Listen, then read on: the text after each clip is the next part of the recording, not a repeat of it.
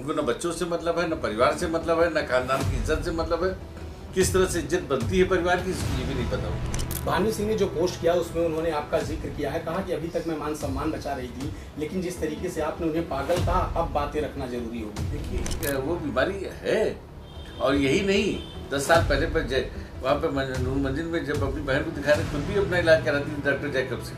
उन्होंने बीते दिनों कुछ फोटोज शेयर किए और पीएमओ को एक लेटर लिखा, कहा कि हथियारों का ऐसा जखीरा है जिससे सामूहिक नरसंहार की घटना को अंजाम दिया। ऐसा है कि एक तरफ आप पैसा मांगती हैं, कोर्ट में लिख के कि 100 करोड़ हमको नगद दे दिया जाए, 25 लाख दे दिया जाए। राजा भैया का कितना रिटर्न कहाँ से दे देंगे 100 करोड़ रुपये, बताइए हमको। 25 लाख महीना, 25 लाख महीने की तो उनकी रिटर्न ना होगा। जो अपनी माँ को पीटता हो, चप्पलों से मार रहा हो अपनी माँ को रात में 12 बजे जाके गाली दे, वो कहीं सही ठीक ठाक आदमी करेगा। जो अपने माँ बाप का सम्मान नहीं कर सकता, वो हमारे माँ बाप का क्या सम्मान करेगा। लेकिन हम तो ये मानते हैं जो अपने माँ का नहीं है, जो अपने बाप का नहीं है, वो अपने पति की कैसे हो। अक्सर अपने राजनीतिक बयानों और राजनीतिक पारी को लेकर चर्चाओं में रहने वाले प्रतापगढ़ की कुंडा सीट से विधायक राजा भैया इस बार अपने एक पारिवारिक विवाद को लेकर खूब सुर्खियों में।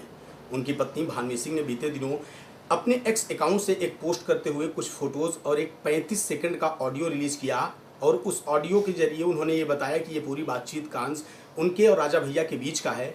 इस दौरान इस पूरी चर्चा में एक आदमी पर उन्होंने और आरोप लगाया, प्रतापगढ़ से एमएलसी कुंवर अक्षय प्रताप गोपाल जी। अब इन सारे मामलों पर बातचीत करने के लिए हमारे साथ अक्षय प्रताप जी हैं, जिनसे जानेंगे जिस तरीके से भानवी सिंह के बाद एक आरोप लगा रही हैं राजा भैया पर, और आप पर क्या कहेंगे। देखिए, जिसके पास कोई काम ना हो, तो जब कोई काम नहीं होता तो आरोप ही लगाता है। आरोप लगा रही हैं, लेकिन आरोप में सत्यता क्या है। भाई हमारी आपकी नहीं पटी, हमने तलाक दाखिल कर रखा है। तमाम आपको दे दें कि तमाम लोगों को तलाक हुए। अभी राजस्थान में एक बड़े नेता के तलाक हुए, कोई जान ही नहीं पाए। इतने बड़े आदमी का, इतने बड़े लीडर, इतने बड़े परिवार की लड़की, कोई जान पाया कि तलाक। जब उन्होंने अपना पर्चा भरा तो लोग जान पाए कि इनके तलाक हो। तो बहुत सारे लोगों को तलाक होता है, लेकिन ये जो हमने कहा कि इनकी स्थिति ठीक नहीं ना, इस टाइप की चीज़ें 10 अच्छा तलाक दाखिल आप लड़िए, लेकिन इस टाइप से आप एक तरफ कहती पर हमारा परिवार, हमारा वो, और उसकी दूसरी तरफ। लेकिन हम तो ये मानते हैं जो अपने माँ का नहीं है, जो अपने बाप का नहीं है, वो अपने पति का कैसे होगा। एक तरफ आप पैसा मांगती हैं, कोर्ट में लिख के कि 100 करोड़ हमको नगद दे दिया जाए, 25 लाख दे दिया जाए। राजा भैया का कितना रिटर्न है, कहाँ से दे देंगे 100 करोड़ रुपये, बताइए हमको। 25 लाख महीना, 25 लाख महीने की तो उनकी रिटर्न ना होगा जितना वो मांग रही। और उनकी 2 कंपनियां चला रही हैं, उनको भी पता है कि कितनी आमदनी है, कैसे दे देंगे 25 लाख जो है। वो तो पैसे के पीछे जा रही है ना, पैसा चाहिए उनको खाली। उनको न बच्चों से मतलब है, न परिवार से मतलब है, न खानदान की इज्जत से मतलब है।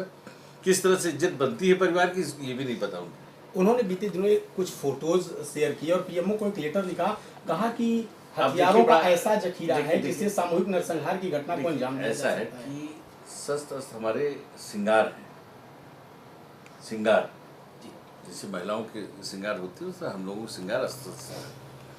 लेकिन ये जो बन डाला उन्होंने, एकदम फर्जी डाला है। जहाँ तक संख्या शस्त्र की बात करेंगे तो राजा भैया के नाम लाइसेंस, राजा भैया की माता जी के नाम लाइसेंस, पिताजी के नाम लाइसेंस, कार्बाइन का लाइसेंस भारत उत्तर प्रदेश में शायद किसी 1-2 लोगों के पास में होगा। गवर्नर साहब के समय का, उनके बाबा साहब गवर्नर है, उस समय का लाइसेंस है, रेयर लोगों को मिलता था। तो इसको क्या क्या, उनकी बेटियों के नाम लाइसेंस, उनकी जो पूर्व पत्नी है उनके नाम लाइसेंस। तो अगर परिवार प्लस जो स्टाफ है साथ में रहने वाले, उनका अगर उतरने उससे कई गुना असला है, तो इससे जखीरा इकट्ठा हो जाएगा घर रख के। और हर दशहरे में होता ही है, हर दशहरे में प्रॉपर वे में रख के ब्राह्मण पूजा कराते हैं, सच पूजा होती है। आप आके देख लीजिए कि किस तरह से असले लगते हैं। भानवी सिंह ने जो पोस्ट किया उसमें उन्होंने आपका जिक्र किया है, कहा कि अभी तक मैं मान सम्मान बचा रही थी, लेकिन जिस तरीके से आपने उन्हें पागल कहा, अब बातें रखना जरूरी होगी। देखिए, ये तो हमने पागल बहुत पहले कहा है, अब कहाँ से आई बात, इतनी पुरानी बात कब स्टार्टिंग में हमने कहा था ना। और हम साबित कर देते हैं ना आपको कि इनकी बहन का जो तलाक हुआ है, कोर्ट का कागज है, आप चाहिए तो प्रमाण ले लीजिए, हम फर्जी थोड़ा बोल रहे हैं। और जो सिफिलिया बीमारी है वो खानदानी आती है, खानदानी आती है, इनको मतलब उनकी बड़ी बहन को तो इनको भी आएगी। तो ऐसी वो बीमारी है। और यही नहीं, 10 साल पहले पर वहाँ पे नूर मंजिल में जब अपनी बहन को दिखाने खुद भी अपना इलाज कराती थी डॉक्टर जैकब से। डॉक्टर जैकब से अपना इलाज कराती थी, पता कर लीजिए आप डॉक्टर जैकब से जाके ना। तो हम गलत थोड़ा बोल रहे हैं। और ये कोई जो अपनी माँ को पीटता हो, चप्पलों से मार रहा हो अपनी माँ को रात में 12 बजे जाके गाली दे, वो कहीं सही ठीक ठाक आदमी करेगा। जो अपने माँ बाप का सम्मान नहीं कर सकता, वो हमारे माँ बाप का क्या सम्मान करेगा। जो उन्होंने पोस्ट की है उसमें उन्होंने एक ऑडियो संलग्न किया है। उन्होंने ये दावा किया है कि ये मेरे और राजा भैया के बीच बातचीत का है, जिसमें राजा भैया ठहाके लगा रहे हैं और वो कहती हैं कि अगर आप गोली चला देंगे तो सजा हो जाएगी। फिर पहली बात उसमें राजा भैया कहें कभी बच्चा हो, क्या कहेंगे उस ऑडियो को लेकर? ऐसा है कि ऐसे जैसे फोटो इन्होंने बनाया जी, जैसे इन्होंने हमको कहा कि फर्जी सिग्नेचर करा के डायरेक्टर बन गए। जब इनके संबंध अच्छे थे तब इन्होंने हमको जबरदस्ती डायरेक्टर बनाया, जैसे होता है आमतौर पे। अब जब मामला फंसा, उसमें जांच हुई तो जांच में सिग्नेचर सही निकले तो इन्होंने कह दिया कि वो तो मेरे पति ने बहुत पहले सिग्नेचर करा लिया था। तो ऐसा ना हो, एफिडेविट के साथ ये दें कि यदि जांच में गलत पाया गया तो हमारे कुछ खिलाफ भी कार्रवाई होगी। तो जब जांच हो तो इनकी भी जांच हो कि इन्होंने कागज गलत है। अभी देखिए इन्होंने जो आपने वो देखा कि एडमिट का इसकी जांच हो चुकी है पहले। अभी इसके पहले इन्होंने जो दिल्ली में दिया है वो क्या बोलते हैं घरेलू हिंसा में एप्लीकेशन, उसमें डॉक्टर ने कहा कि यहाँ हमारे यहाँ एडमिट ही नहीं थी, ये आई थी, कहीं एडमिशन का कागज ही नहीं मिला। ये आई थी, दिखाई, इनको तो हल्का सा चोट थी, उसमें दवा दी गई, घर चली गई, कोई ऐसी बात ही नहीं थी। यही नहीं, पैथोलॉजी ने भी कहा ये हमारे यहाँ का कागज नहीं। तो इसको क्या करेंगे आप? उस पोस्ट में उन्होंने किसी महिला का भी जिक्र किया है। अब महिला तो देखिए, महिला क्षमा करिएगा, अब आप अगर मुस्कुरा के किसी महिला से बोल देंगे तो आपकी पत्नी के अच्छा तो ठीक है, तो वो अगली बात है। तो वो इस टाइप से फोटोग्राफ बनाना या कुछ कहना, जब अपनी बहन पे आरोप उन्होंने लगा दिया तो किसी महिला पे लगाना कोई बड़ी बात है उनके लिए। जब उनकी बहन कहती है 20-25 साल पहले जब उसकी शादी नहीं हुई थी तब राजा उनसे संबंध था, अब उसके बड़े बड़े बच्चे हो गए तो अपने साथ साथ दूसरे का भी घर बर्बाद करेंगे। उनके बच्चों पे क्या प्रभाव पड़ेगा?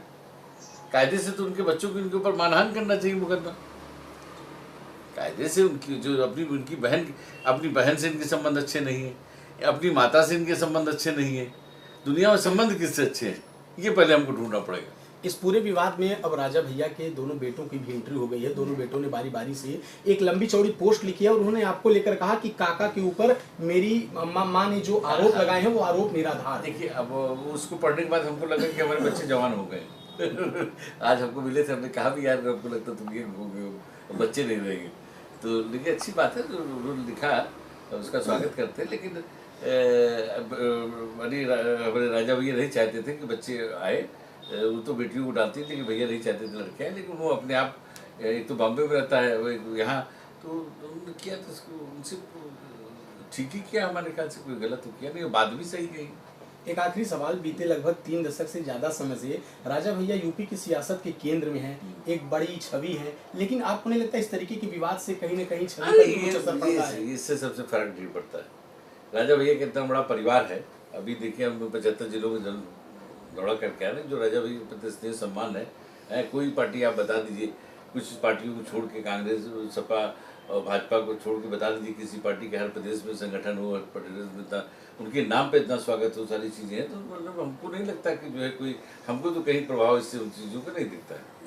तो आपने देखा, हमसे बातचीत कर रहे थे कुंवर अक्षय प्रताप जी, जिन्होंने इन पूरे मामलों को लेकर अपनी बात रखी और कहा कि ये जो सारा विवाद हो रहा है इससे कहीं भी राजा भैया की छवि पर असर नहीं पड़ने वाला है, क्योंकि राजा भैया की छवि पूरे प्रदेश में जिस प्रकार की है, इस प्रकार की घटनाएं उनकी छवि पर कोई असर नहीं डाल सकती। सहयोगी जितेंद्र के साथ CVS मिश्रा, फिल्म टेक्स, लखनऊ।